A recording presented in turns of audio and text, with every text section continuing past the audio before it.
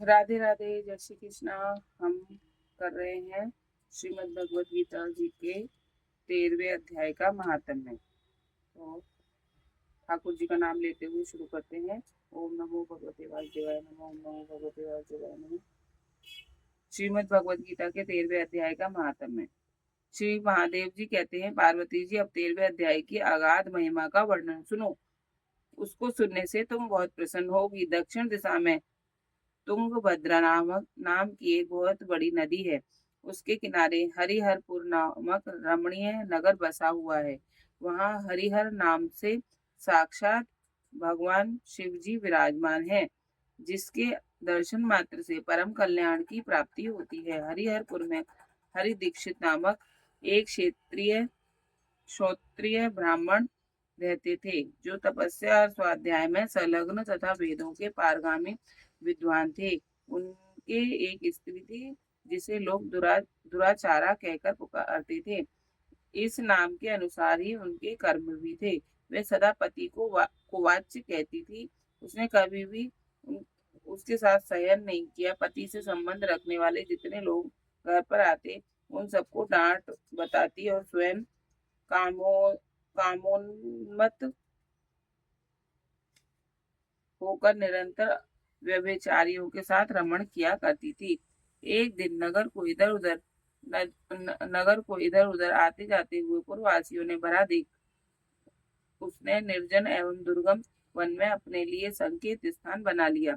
एक समय रात में किसी कामी को ना पाकर वह घर के किवाड़ खोल नगर से बाहर संकेत स्थान पर चली गई। उस समय उसका चित्त काम से मोहित हो रहा था। वह एक एक कुंज में तथा प्रत्येक वृक्ष के नीचे जा जाकर किसी प्रियतम की खोज करने लगी, किंतु उन सभी स्थानों पर उसका परिश्रम व्यर्थ गया। उसे प्रियतम का दर्शन नहीं हुआ। तब वह उस वन में नाना प्रकार की बातें कहकर विलाप करने लगी। चारों दिशाओं में घूम घूम कर वियोग जनित विलाप करती हुई उस स्त्री की आवाज सुनकर कोई सोया हुआ बाघ जाग उठा और उछलकर उस स्थान पर पहुंचा जहां वह रो रही थी। उधर वह भी उसे आते देख किसी प्रेमी की आशंका से उसके सामने खड़ी होने के लिए ओट से बाहर निकल आई। उस समय व्याघ्र ने आकर उसे नख रूपी बाणों के प्रहार से पृथ्वी पर गिरा दिया। उस अवस्था में भी वह कठोर वाणी में चिल्लाती हुई पूछ बैठी, अरे बाघ, तू इसलिए किस लिए मुझे मारने को आया है? पहले इन सारी बातों को बता दे, फिर मुझे मारना।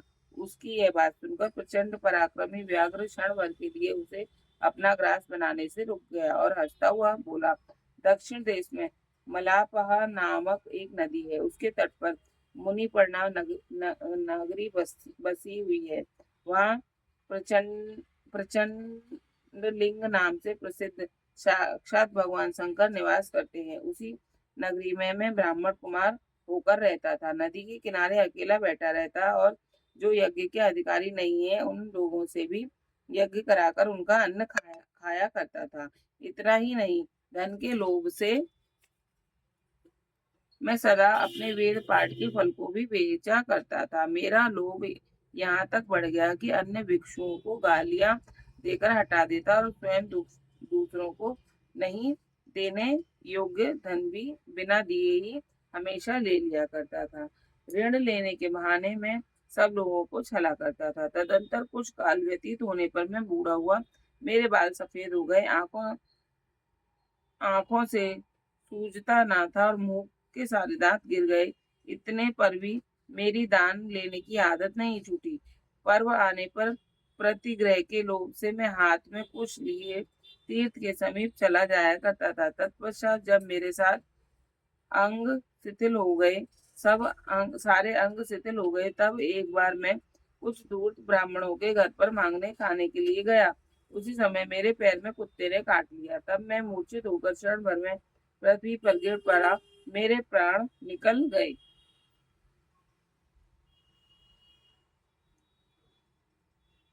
मेरे प्राण निकल गए। उसके बाद उसी व्याघ्र योनि में उत्पन्न हुआ। जब से उस दुर्गम वन में रहता हूँ तथा अपने पूर्व पापों को याद करके कभी धार्मिक महात्मा यति, साधु पुरुष तथा सती स्त्रियों को मैं नहीं खाता। पापी, दुराचारी तथा उल्टा स्त्रियों को ही मैं अपना भक्ष्य बनाता हूँ। तुम उल्टा होने के कारण तू अवश्य ही मेरा ग्रास बनेगी। यों कहकर वह अपने कठोर नखों से उसके शरीर के टुकड़े टुकड़े करके खा गया। इसके बाद यमराज के दूत उस पापनी को संयमनीपुरी से ले गए। वहां यमराज की आज्ञा से उन्होंने अनेकों बार उसे विष्ठा, मूत्र और रक्त से भरे हुए भयानक कुंडों में गिराया।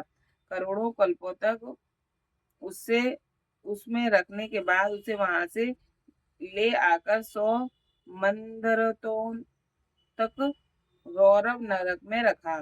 फिर चारों ओर मुंह करके दीन भाव से रोती हुई उस पापनी को वहां से खींचकर दहनानन नामक नरक में गिराया। उस समय उसके केश खुले हुए थे और शरीर भयानक दिखाई देता था। इस प्रकार घोर नरक यातना भोग चुकने पर वह महापापिनी इस लोक में आकर चांडाल योनि में उत्पन्न हुई। चांडाल के घर में भी प्रतिदिन बढ़ती हुई वह पूर्व जन्म के अभ्यास से पूर्वत पापों में प्रवृत्त रही। फिर उसे कोढ़ और राजशम्या का रोग हो गया। नेत्रों में पीड़ा होने लगी। फिर कुछ काल के पश्चात वह पुनः अपने निवास स्थान हरिहरपुर को गई, जहाँ भगवान शिव के अंतपुर की स्वामिनी जम्बका देवी विराजमान है। वहां उसने वासुदेव नामक एक पवित्र ब्राह्मण का दर्शन किया, जो निरंतर गीता के 13वें अध्याय का पाठ करता था। उसके मुख से गीता पाठ सुनते ही वह चांडाल शरीर से मुक्त हो गई और दिव्य देह धारण करके स्वर्गलोक में चली गई। ये हुआ 13वें अध्याय का महात्म्य समाप्त। अब हम कल पाठ करेंगे 13वें अध्याय का। ये हमने आज पढ़ा महात्म्य। राधे राधे, जय श्री कृष्ण।